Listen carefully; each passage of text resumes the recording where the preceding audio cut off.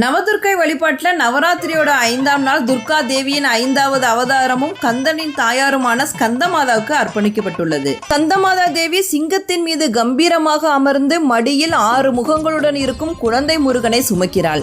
மகாலட்சுமியோட வழிபாட்டில் நவராத்திரி 5ஆம் நாளில் வழிபட வேண்டிய அம்பிகை வைஷ்ணவி தேவி.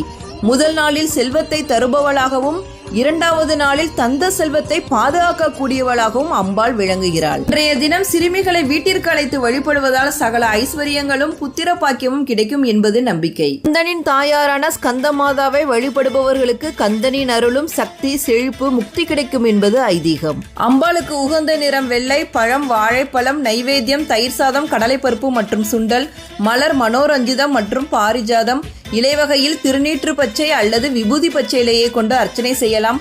கோலம் பறவை வடிவத்திலான கோலமிட்டு வழிபடலாம். நமஸ்தே ஸ்து மகாமாயா.